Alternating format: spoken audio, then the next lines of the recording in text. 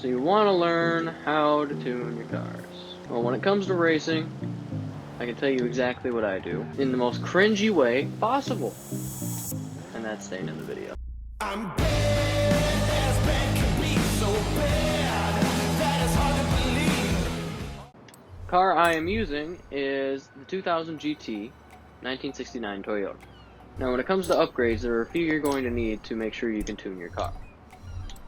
Now the first of the items that you're going to need if you want to tune are race brakes. Notice how it says unlocks brake tuning.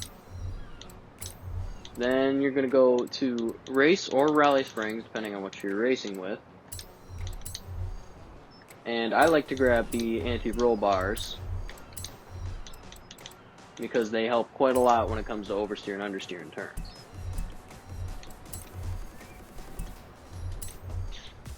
The next thing you're going to be looking for is the drivetrain. Now, you either go with race or sports transmission for this. Sports transmission will allow you to get the final drive ratio tuned, or race transmission, which I prefer, lets you do the whole spectrum. Now, the next thing that you always want to get is the race differential. It does nothing to your car's grade.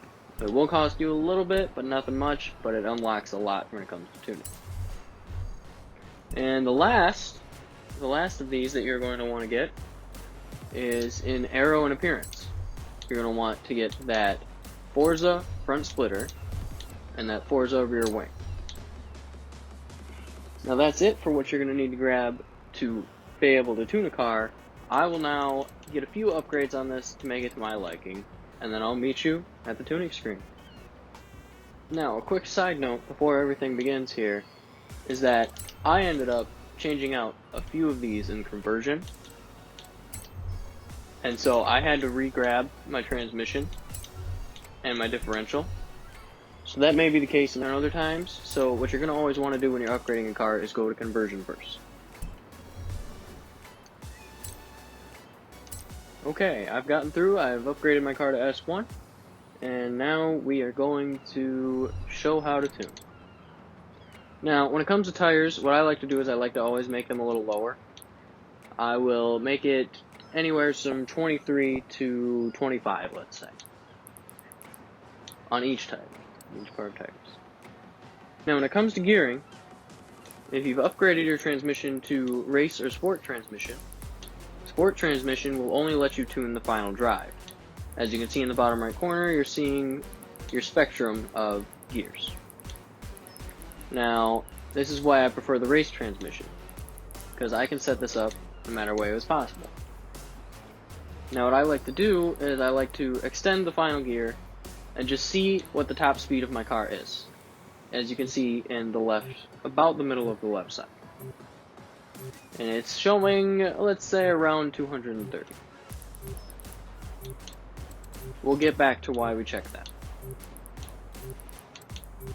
So I'm going to tune out my gears in a fairly normal spectrum.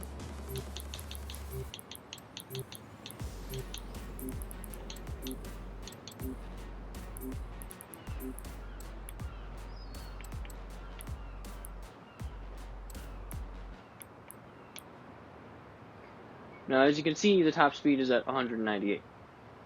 Now, what the top speed originally was 230. What I like to do is, after making my gears semi-normal in the bottom right, I will try to get it to about anywhere from 10 to 15 miles per hour lower than the top speed, making my acceleration do a lot better. Now, alignment.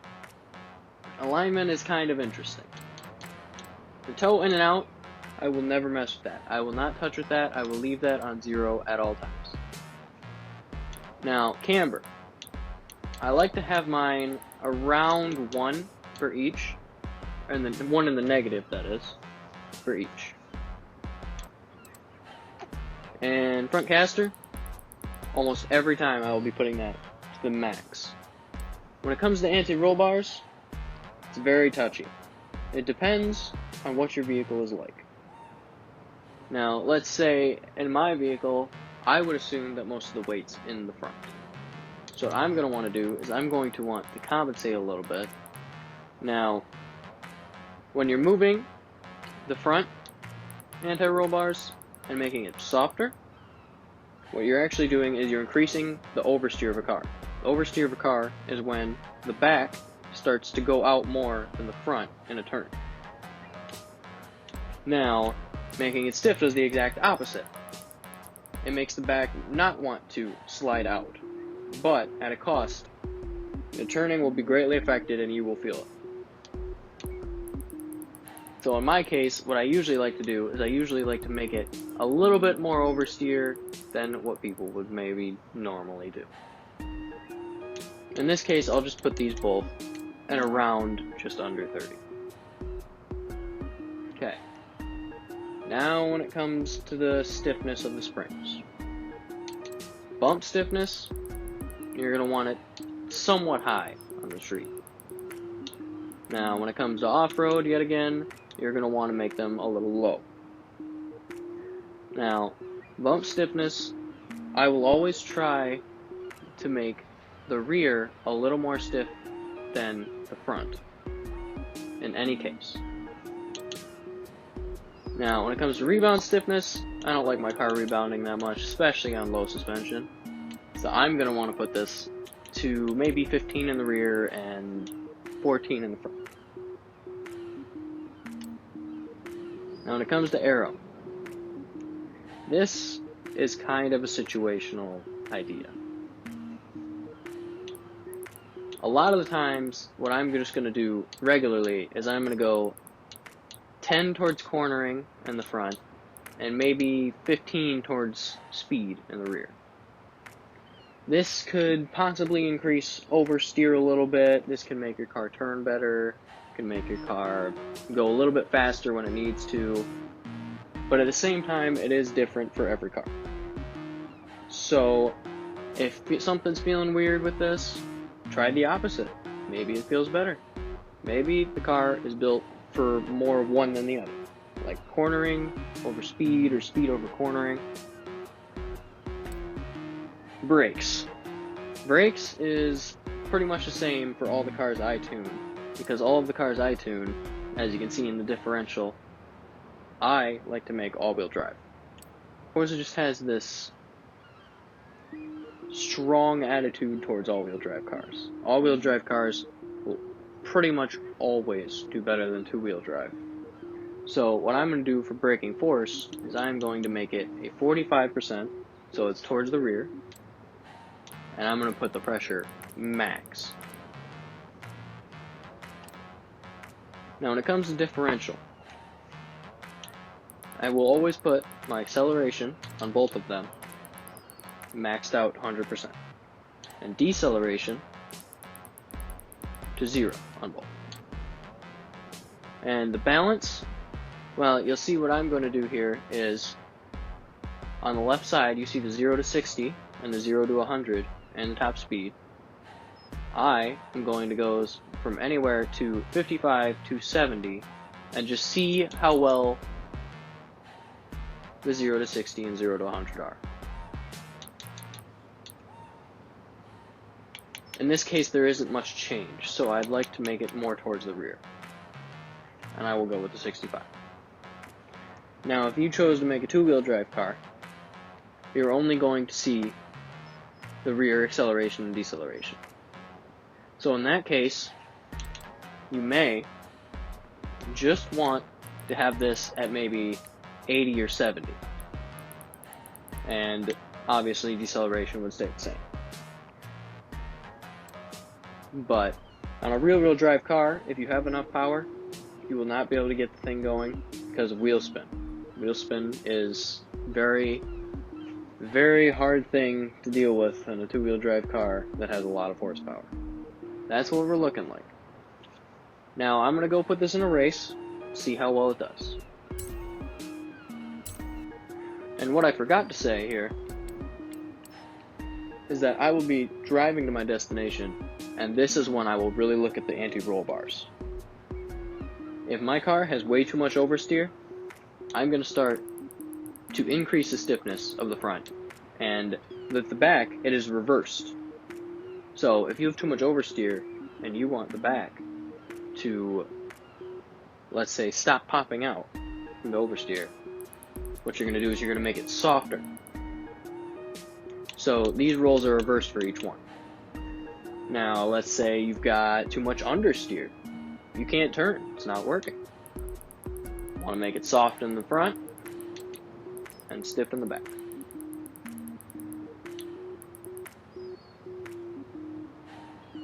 And I will probably show a couple clips of me trying to tune this out on my way to my destination.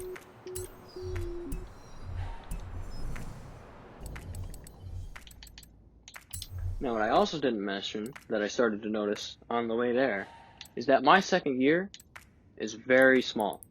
So what I'm going to do is I'm going to increase my second gear's length so I'm not just shifting right away. Now, if you're playing with automatic shifting, it's probably not going to matter too much to you, but if you are going with that manual shifting and that manual with clutch, this is going to definitely make or break something.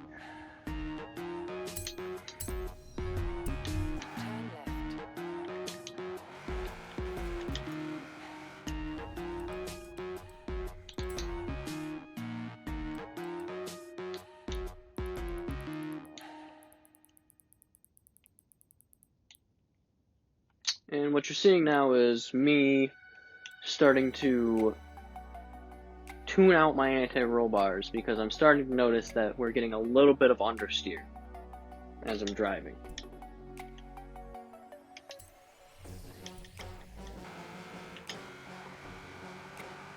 Now we've got a little bit of understeer, but just an okay amount to drive.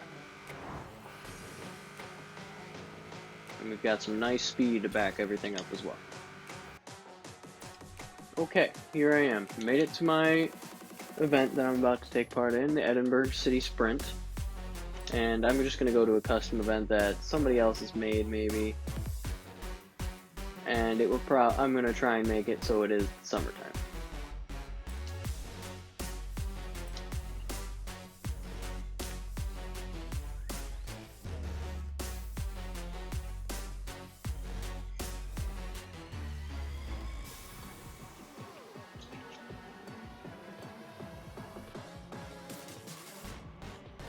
And I'll go into my difficulty settings right away, and as you can see, the only thing that is really helping me at this time is my damage is off and my driving line is at full. Otherwise, if I didn't have those, I could do everything max and unbeatable and I'd be doing okay. And I have rewind on simply so I can not screw up, I guess. Human error.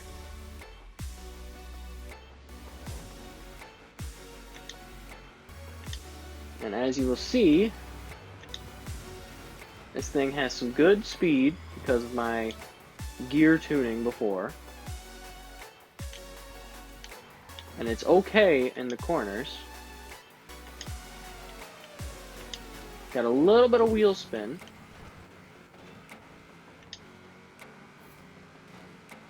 But it can easily outpower some of these other cars.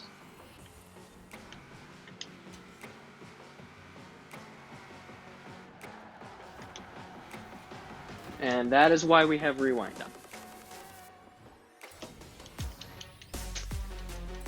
It's not because of the car, it's because of me thinking that I can handle not braking in certain places.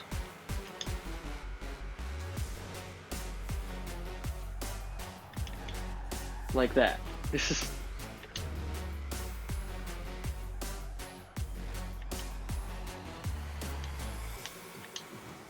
And as you can see, the oversteer is coming in a little bit handy, giving me a little bit of wheel spin, but enough to take the corner, enough to pass some of these cars. Now, you may like understeer over oversteer, but I am one of the people that will pretty much take oversteer over understeer at all times. Now, I may not get first place here because Forza's drivatars and Unbeatable always have an edge when it comes to first place. I prefer to go on expert the one right before unbeatable on difficulty, simply because of this fact that the first place is always very overpowered when it comes to the Drivatars.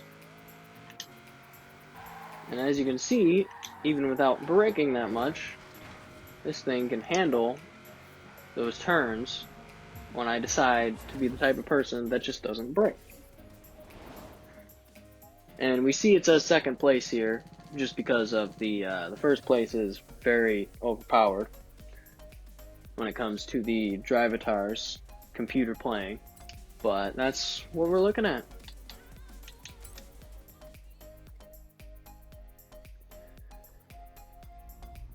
And before I go here, I will make a few honorable mentions for some upgrades and some tuning. And I will get back with you in a moment. Okay, few honorable mentions, some things to look out for as you're tuning or upgrading a car. One of them being this. Okay? When you're looking at the speed, handling, acceleration, launch, braking, all of that stuff, that is great. Okay? That's great. That's great when you're just starting out. Lets you know averagely what's this gonna be for speed or cornering, etc. But the only thing I will really look at on this, at my stage right now, is maybe the handling and the braking. Now, when you really want to look at stats, what you're going to do is you're going to hit up on your D-pad if you're on Xbox, and any ways to get to this otherwise on any other console. But you're going to see power, torque, weight, front, and displacement. So I look at the top three most. I look at power, which in this case is a good 750, which isn't bad for a lightweight car like this. Torque, which 630. You could see in the race that we had a lot of torque on those corners.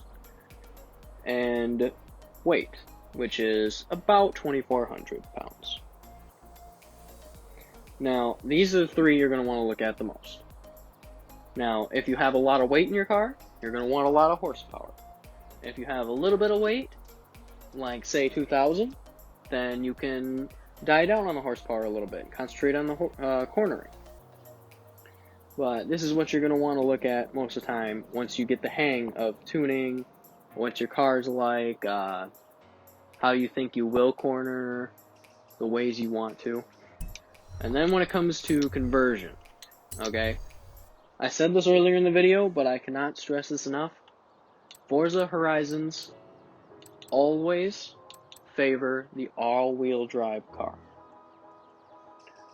So I will always get the all-wheel drive car, and I will maybe make more of the power go to the rear, but you always want all-wheel drive pretty much every time, in my opinion. Now, engine conversion, that type of stuff, I just threw a V8 in this, and twin turbos. A lot of the time you're going to want the centrifugal supercharger if you're trying to like hit a very specific point in grade for a car. Let's say you're trying to hit A or something. This gives you the most bite for your buck is what it does. It'll give you a good amount of horsepower, but it won't bring your grade up too high, and it'll help out. In this case, I wasn't really too specific with my car grade, and I just went straight up to S1 and grabbed the twin turbo. Now tires. I always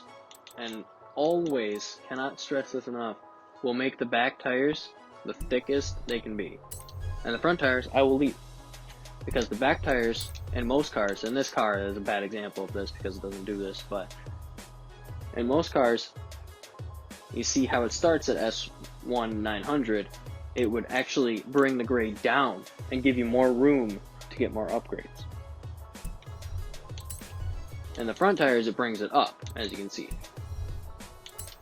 And this, I did have the race tires for this, but a lot of the time, if you're getting a specific grade, and your car is somewhat close to it, you might not even end up getting a tire upgrade, or you might just go with street or something like that.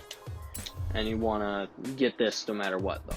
What I will see a lot of people do on this game is they will concentrate mostly on horsepower, and you know, that's great in some situations, but not every situation. There's a lot of tracks where you will need nothing to do with horsepower and mostly just complete cornering. So what you want to do is you want to try and make your car balance, unless you know that it's going to be a high-speed course. Now, I think I covered things pretty well in tuning here, but the one thing I will say is this is what I do for my tunes, and maybe this is a good way to get you started if you're just starting, or if you're just interested in learning about it to find your own way. You see, the best thing you can do is figure out what tunes and what places you like the best. Now, I had a little help to start from someone I knew. They helped me and showed me what they did, and I based mine off of theirs and made it more to my liking. That is what you should do for the same reasons. Now, before I go ahead and end the video, I am going to ask that if you like this video, please hit the like button. It really helps me out, and same with the subscribe. If this video helped you in any way, please subscribe. I'm hoping to come out with some nice videos in the future, some tailored to helping people, some just funny things. And we're trying to discover what this channel is going to be for. Now, if you want, I will make a specific upgrade type video to show you what upgrades I'd like to do for each type of vehicle, and in what cases to do so. And like I said, get to racing. This should definitely work when Forza Horizon 5 comes out. Should be about the same tuning stuff. Now, there's a few things different. I'll try to make an updated version once I get the game. Until then, like I said, please hit that like and subscribe if you enjoyed the video, and if you want me to make a upgrade heavy video, then just comment down below. I'm going to end the video here, and just keep up with the chaos.